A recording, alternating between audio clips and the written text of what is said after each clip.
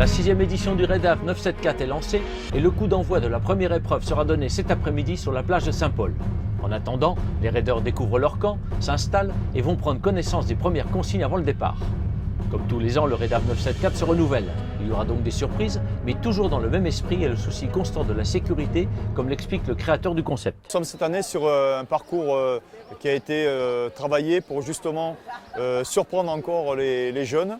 On est sur un parcours différent par rapport aux autres années, avec des particularités, des ateliers éducatifs à travers le parcours en pleine nature, des sensibilisations aux infections sexuellement transmissibles, au tri sélectif, sur les violences intrafamiliales avec le CEVIF qui vient participer. On est aussi sur la culture qui a tout son sens sur ce parcours, puisqu'on demande aux jeunes de prendre conscience qu'ils marchent sur les pas de personnes qui ont œuvré pour que le pays la nature soit belle encore aujourd'hui. On est déjà sur des activités à sensation. On ne dira pas à risque parce que tout est maîtrisé. Toutes les activités qui sont sur le Raid Aventure sont avec des diplômés qui mettent les jeunes en sécurité. Et on est sous la coupe de la direction de la jeunesse espoir et de la cohésion sociale. Et donc on a un regard sur la réglementation qui est très important. Tous les voyants sont donc au vert et qui mieux que le premier magistrat de la commune de Saint-Paul, également président du TCO, pour donner le coup d'envoi du Raid-Ave 974 2016. Je déclare ouvert la 6e édition de 97-4. Alors, bonne chance à vous tous.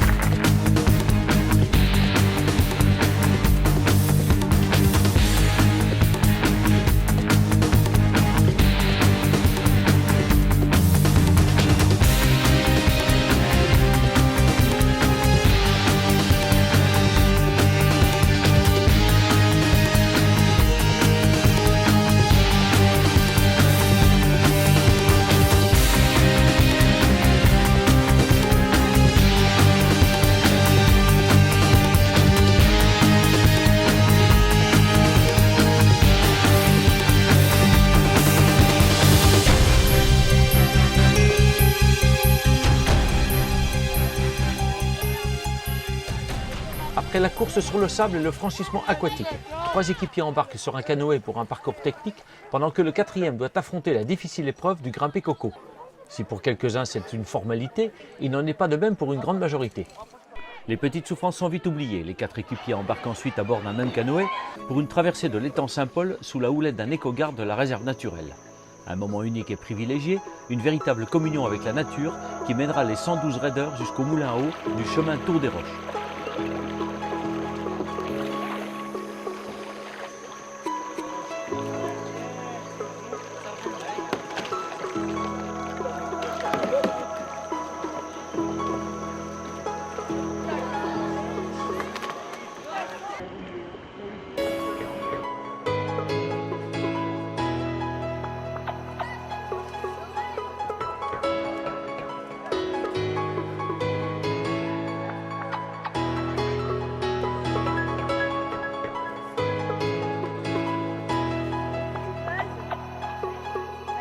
Les commentaires à l'arrivée vont bon train. Un beau paysage, certes, mais au prix de quel effort? Oh, c'était fatigant.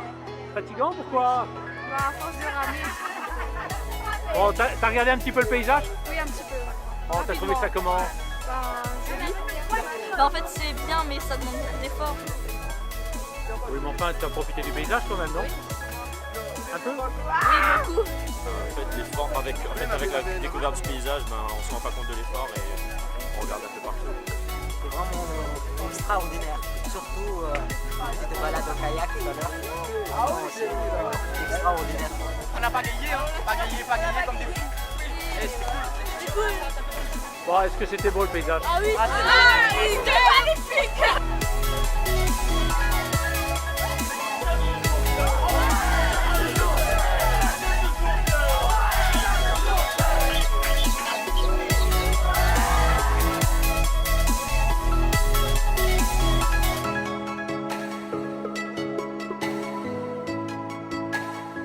Après une première nuit au camp de Villèle, les raideurs entament la 2e étape de leur Raid-Ave 974. Ils sont accueillis par quelques élus de la mairie de la Possession, lesquels réaffirment leur attachement au sport et aux valeurs qu'ils véhiculent. Le maire de la Possession et la commune, on est pour les jeunes, pour le sport des jeunes, pour que ça les canalise. La mairie s'implique justement pour donner des valeurs aux jeunes, pas seulement aux jeunes d'ailleurs, à tout le monde. Par ce biais-là, dans la vie, je pense qu'ils auront un mental quand même assez fort pour poursuivre un but ou un projet qu'ils veulent faire. C'est parti donc pour une deuxième journée d'efforts. Les raiders se rendent au parc de Roston, où les attendent des VTT pour un parcours technique. Au parc Roston pour la première fois depuis la première édition. Et on est sur un parcours technique VTT, un qui court, un qui est à vélo, et ces deux passent le relais donc à deux autres qui attendent. Ils partent avec un vélo et un qui court. C'est un parcours de 2 fois 2 km technique. Certains mettent plus de 30 minutes pour faire le tour. Ce qui est intéressant justement sur Bike and Run, sur un parcours technique accidenté, c'est que là l'entraide est essentielle. C'est l'esprit du raid qui prédomine sur cette activité.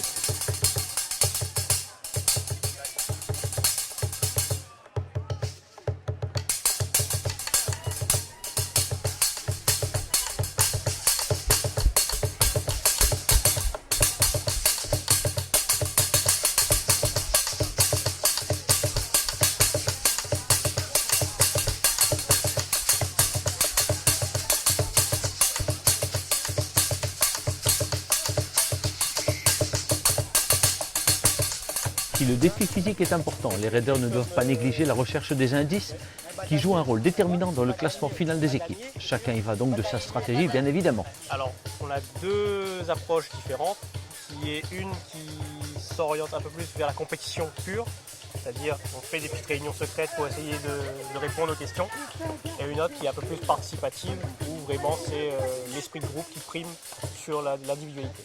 Les difficultés, on a essayé de faire à peu près pour leur niveau, mais il faut quand même qu'il y ait un challenge, donc c'est assez dur pour eux et que ça leur apprenne des choses. Et le meilleur apprentissage, c'est apprendre par soi-même. Bon, tu sens qu'il y a des gens qui sont plus à l'aise que d'autres? Oui, tout de suite. Ceux qui sont intéressés par leur environnement, naturellement, seront beaucoup plus à l'aise et sont beaucoup plus à l'aise que les autres. Après l'échauffement de la matinée, la première grande épreuve commence. Tout le monde se retrouve sur le chemin Rattino, au départ d'un trail de 8 km 800 qui mènera les raiders à l'arrivée du stade Mandela en passant par Altela. La pause déjeuner est donc l'ultime occasion pour soigner les premiers petits bobos et prendre un peu de repos avant l'épreuve tant redoutée.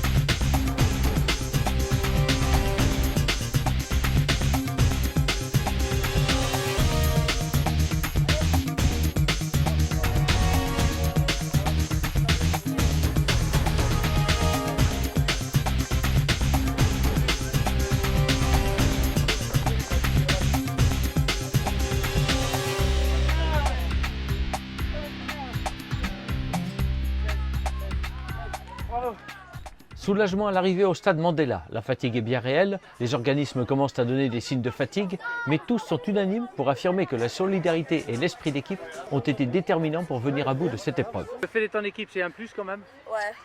Ça vous a aidé, hein? Oui, beaucoup. C'était dur, mais comme il y avait mes coéquipiers qui m'ont aidé, c'était facile simplement. Grâce à mon coéquipier. Donc c'est vraiment un travail d'équipe. Vraiment. C'est vrai?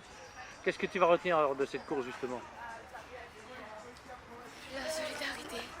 Il reste encore un peu de concentration pour découvrir les ateliers Cycléa, ARPS et CEVIF avant le retour au campement. Une mineure peut-elle avorter sans l'autorisation des parents? Oui. Est-ce que je dois dire à mes parents que j'utilise un préservatif lors de mes rapports sexuels? Oui, c'est obligé. Comme la RPS, donc une association rayonnaise prévention des risques liés à la sexualité.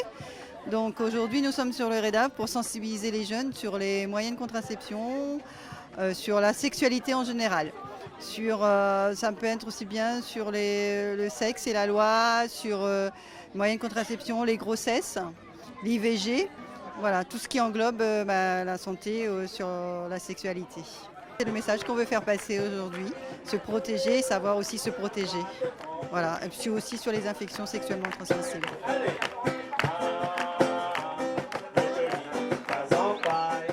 Le REDAV 974 entre dans sa 3e journée. Un temps froid et humide, pour cause de dépression tropicale, attend les raideurs à l'aire de pique-nique 1800 mètres du Maïdo.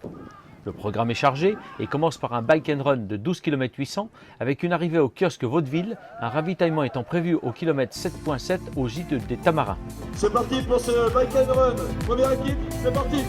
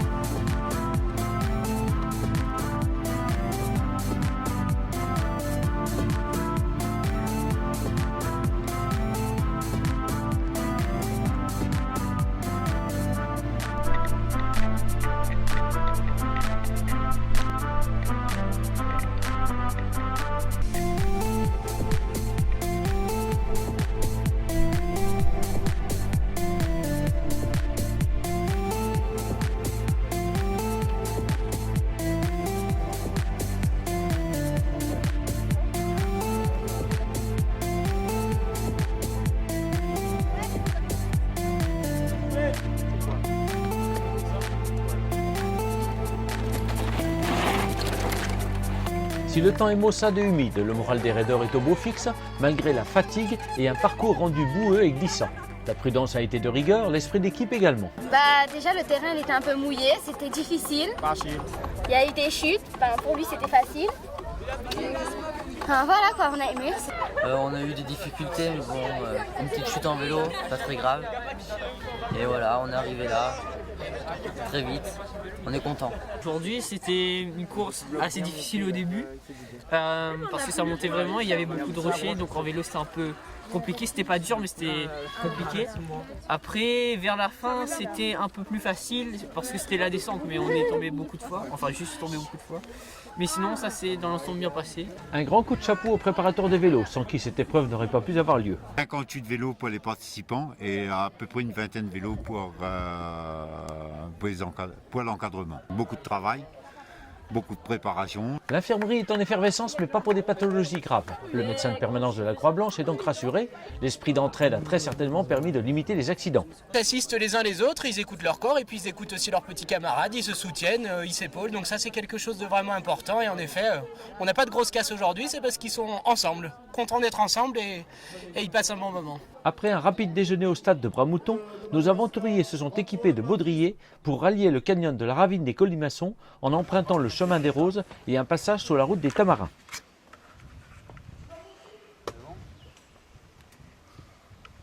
Après l'effort physique de la matinée, 2 raideurs par équipe vont donc pouvoir découvrir de nouvelles sensations à l'occasion d'un parcours de 6 obstacles franchis en tyrolienne ou en rappel.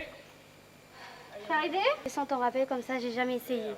Ça fait peur, hein. Il y a beaucoup de sensations dedans. Mais tu te sens en confiance quand même, la manière dont on est assuré et tout, pour toi c'est quand même un sport, oui, si on respecte les règles, il n'y a pas de risque. C'est sécurisé, oui c'est bon.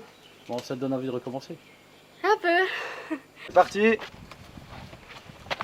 Les jambes bien écartées, Coralie. Super, bien à l'écart comme ça, c'est très très bien. Voilà, on gagne l'équilibre toujours. Super Coralie. On garde bien l'équilibre comme ça, les jambes écartées, écartées. Et après, ça va partir dans le vide tout seul.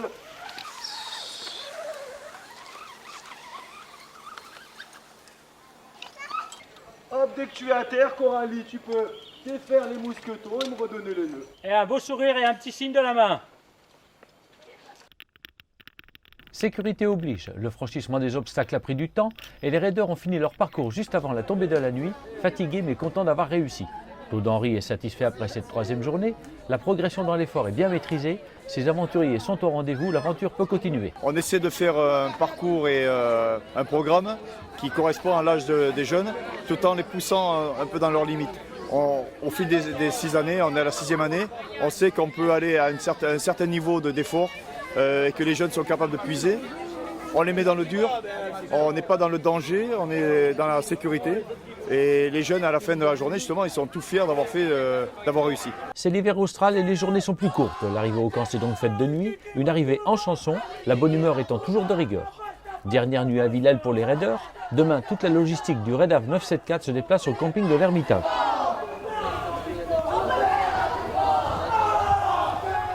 La dépression tropicale s'est éloignée de l'île. Le beau temps est de retour. Un soleil radieux se lève sur le campement de Villèle.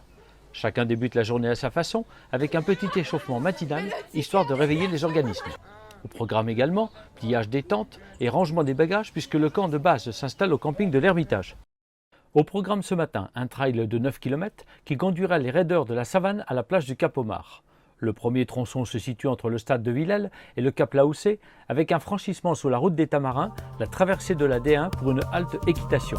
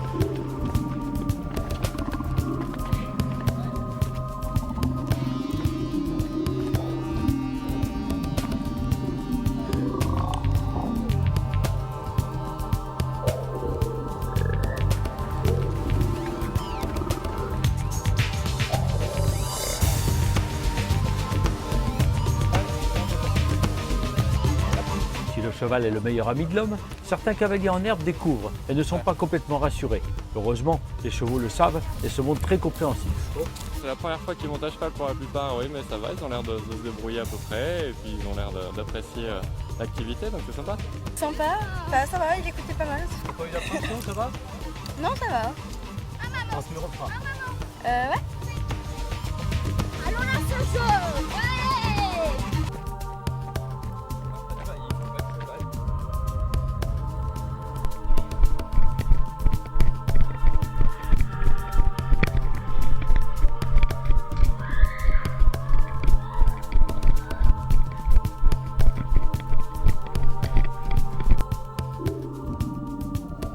L'arrivée au Cap Laoussé est le premier contact des raiders avec la mer, qui plus est sur un site magnifique. Au menu, rien que du plaisir et des sensations garanties avec un franchissement aérien sur un filet de 60 mètres.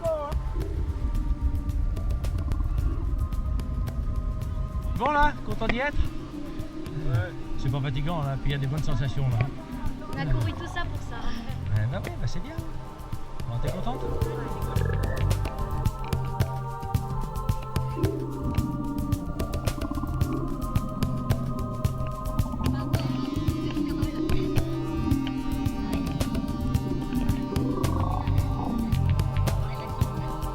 Après cette petite halte détente, la course reprend le long de la mer en alternant roches volcaniques et sables fins pour arriver sur la plage du Cap Omar en passant bien sûr par la plage de Boucourcanotte.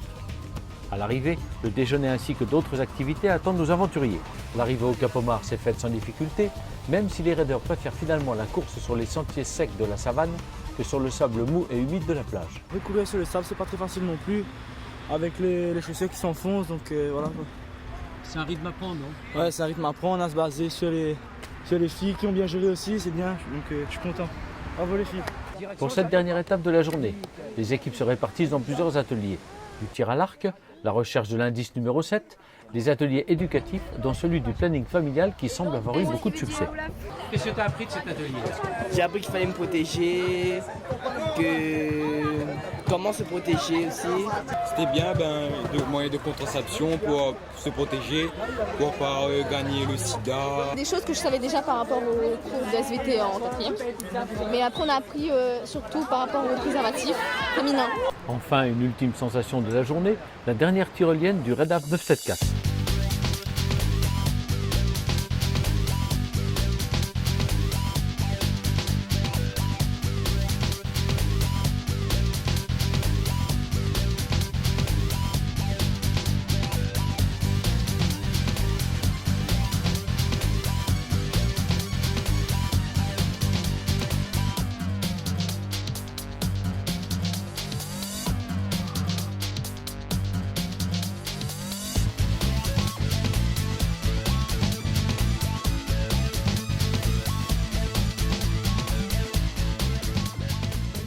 La 4e journée du REDAF 974 s'achève dans une ambiance de fête. Claude Henry peut enfin réaliser son souhait, organiser une marche de cohésion à la tombée de la nuit pour rallier le camp de base de l'Ermitage en passant par la plage très fréquentée des Roches Noires. On va tous se regrouper, tous les animateurs disponibles. On va se mettre déjà là, les animateurs disponibles, les jeunes, plusieurs là-bas, et on va s'avancer vers la plage pour partir. Yesterday was a day like always. Of course you argue when as usual you swallowed her tears. 'Cause what can you do after 7 years love? You ask yourself why you can't love like two reasonable people. So far nothing seems to change, and you don't know if that is what you really want. Should you step out? It don't need to be that way. You don't need to feel that way. So far you're falling, control yourself and step to fade, fade into routine. 5e et dernière journée du REDAF 974. Les organismes sont fatigués, mais le dénouement final approche et les raiders redoublent d'énergie. La matinée commence par un trail de 4 km 600 en longeant la mer entre le camp de base de l'Ermitage et la plage de Trudeau à la Saline. Un coup de chapeau à l'équipe malgache de Sainte-Marie qui s'est régulièrement placée dans les premières du classement provisoire sur toutes les épreuves physiques. Il arrive parce que la force est toujours présente et aussi ils sont encouragés et je compte toujours sur eux, quoi. Il reste encore 2 ateliers avant le rush final. Tout commence par un parcours de stand-up paddle entre 3 bouées avec un départ en ligne de toutes les équipes.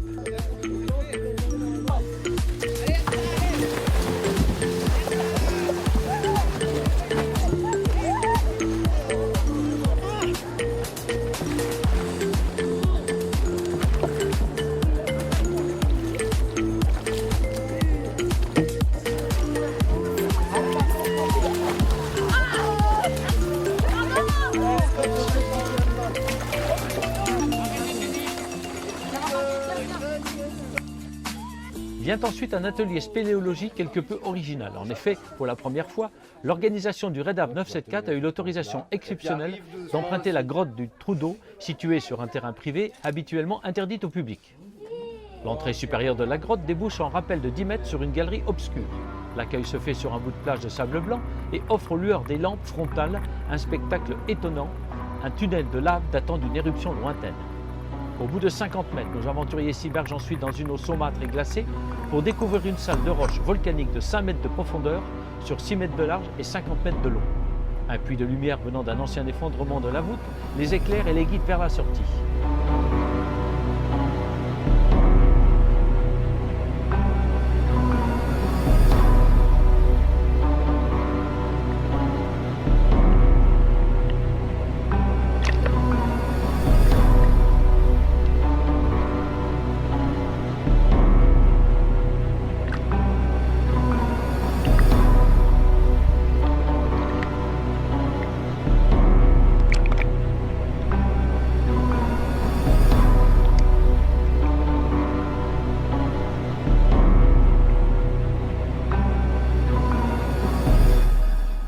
En tout cas, cette traversée dans les entrailles de la Terre aura marqué à jamais nos jeunes aventuriers. C'était magnifique, c'était waouh. C'est vrai? Il n'y a pas une sensation un peu étrange quand on est dans le noir et dans l'eau froide? Si, quand même. Déjà au début, ça fait un peu peur, mais ça va. C'est bien, c'est impressionnant. T'as pas eu peur? Un peu. Un peu, mais quoi? L'eau? C'est quoi? C'est l'ambiance? C'est quoi? C'est l'eau, le fait noir et tout, je crois. C'est vrai? Mais bon, t'étais pas toute seule. Non. Tu étais en sécurité quand même. Oui. Bon, tu le referas? Ouais. Génial, chouette, magnifique le paysage et tout et tout. Bon, c'est des sensations assez étranges, non? Non. Oui. Sensations fortes. Étrange, forte, tout en même temps. Et extrême. Génial. Après ce moment magique et étrange, nos jeunes spéléologues remontent à la surface pour répondre à l'indice numéro 8 et pour l'ultime épreuve physique, un raid en canoë sur le lagon avec un départ en ligne des 28 embarcations qui les mènera de Trudeau à l'hôtel Le Récif. Spectacle garanti, l'excitation est à son comble, les raiders vont tout donner.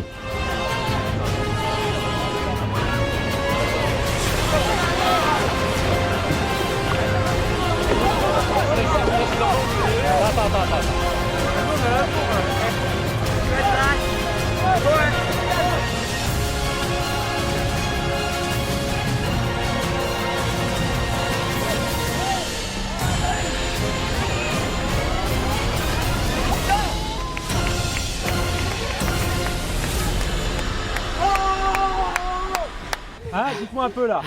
Ça tue. Fatigué.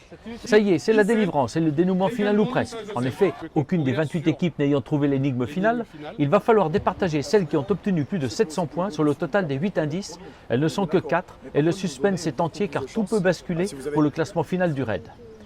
Victoire sur le fil pour l'équipe de l'OMS Saint-Joseph qui trouve la réponse. Il s'agissait du nom du naturaliste Jean-Baptiste Bory de Saint-Vincent qui arriva sur l'île de la Réunion le 23 mai 1801. La philosophie du départ, c'était de raconter une histoire un petit peu pour mettre les jeunes dans une ambiance. L'histoire, ça a été par rapport au thème, patrimoine naturel, patrimoine culturel, parce qu'ils ont allié les deux sur tous les terrains qu'ils ont pu traverser au cours de leurs aventures. Au travers de sports de nature, c'est une manière d'appréhender une forme de patrimoine.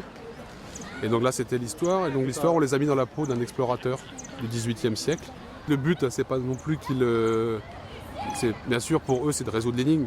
Mais derrière ça, c'est toutes les recherches qu'ils ont pu faire, les lectures, tout ce que ça a pu leur apporter, tout ce que les histoires qu'on a pu leur raconter, moi ou Lucas, tout au long de la semaine, qui va leur permettre d'avoir une meilleure connaissance du patrimoine et de l'histoire locale de Saint-Paul et des environs.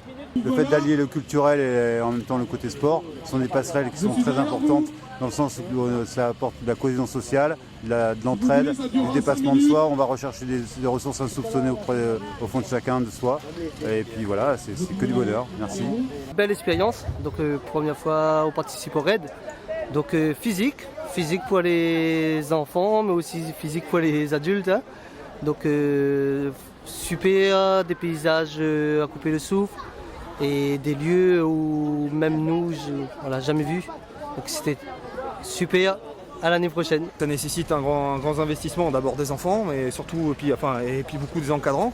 Il faut être actif, il faut aussi prendre des initiatives. Nous, ça nous a permis de connaître beaucoup de monde parce qu'on vient de métropole. Alors du coup, on a fait connaissance avec pas mal d'autres encadrants d'autres coins de l'île et d'ailleurs, parce qu'il y a les Seychelles, Madagascar, et puis ça faisait des belles rencontres. Si la satisfaction au niveau des organisateurs comme des animateurs est unanime, il en est de même pour ces enfants qui ont vécu une formidable aventure et ont appris beaucoup de choses. Belle aventure, autant collective qu'en solo. J'ai appris plein de choses. Le vivre ensemble, le bien-être et toutes les belles choses que la nature nous offre. Rude, mais franchement, comment dire, c'est super. À refaire l'an prochain. Bonne expérience. À la base, on n'était pas venu pour gagner, c'était pour travailler notre esprit d'équipe en tant que jeune sapeur-pompier. Je retiens que l'esprit d'équipe c'est très important pour continuer parce que sinon tout seul, c'est pas évident. L'environnement avec leurs chansons et les déchets et tout. Et l'esprit d'équipe surtout parce que à chaque épreuve, si on n'arrivait pas en équipe, on pouvait pas. Le chrono continuait à tourner et on gagnait pas les points. Être en groupe, c'est aussi savoir se comprendre, savoir s'attendre, être attentif à l'autre. C'est une aventure vraiment à essayer parce que vous êtes sportif, pas sportif, amateur, professionnel même, c'est quelque chose à essayer parce que c'est quelque chose, on nous privilégie des choses que d'autres personnes n'ont pas le droit de le faire en fait. Et c'est une chance que pas tout le monde a l'opportunité de faire. Donc franchement, moi je conseille à plein de gens de venir essayer le raid d'aventure.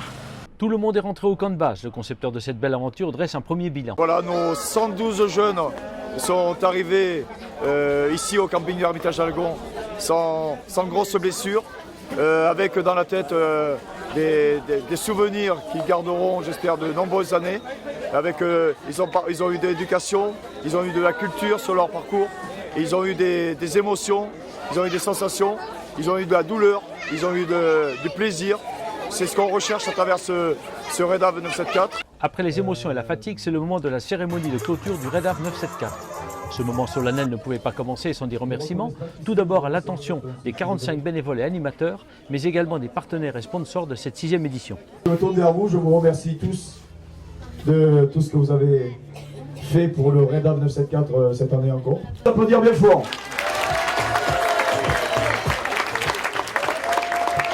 Si on réussit à rassembler comme ça 112 jeunes sur une édition, c'est parce qu'on a un budget qui nous le permet. Et donc, vraiment, je vais citer au moins les gros partenaires, à savoir le territoire de la côte ouest, qui nous amène le partenariat principal. Et on a aussi la Jeunesse et Sport, qui fait en sorte que les associations fassent des projets et soutiennent les projets comme le nôtre, à savoir justement faire du sport de pleine nature à des jeunes comme vous. On a également les collectivités, la région, le conseil régional et le conseil départemental qui bien sûr nous accompagnent parce que nous sommes sur un public aussi des quartiers défavorisés, parce qu'on est sur un public, il y a des filles, des garçons, il y a des thématiques, il y a des choses qu'on veut faire passer comme message et ces collectivités reconnaissent ce message qu'on fait passer à travers notre Raid Aventure. L'édition du Raid Av est arrivée sur sa maturité. En tout cas pour nous, que ce soit la ville de Saint-Paul ou TCO, c'est vraiment de faire plaisir aux jeunes. 112 jeunes, 56 filles, 56 garçons de 14 à 16 ans qui ont vécu une expérience, à mon avis, comme je le disais, inoubliable. Une expérience, sur ces dernières actualités, on a beau le dire, on appelle ça communément appelé le vivre ensemble, mais là je pense qu'ils ont vraiment vécu une aventure humaine. Parce que mélanger du sport, de la culture et découvrir son île autrement, à mon avis, ça doit être vraiment une très belle expérience. Merci à la commune de Saint-Paul et au TCO, parce que c'est quand même grâce à vous, entre autres. Merci aussi à Claude Henry, merci à tous ces bénévoles et je pense que c'est une belle aventure humaine pour tout le monde et on vous donne d'ores et déjà rendez-vous l'année prochaine.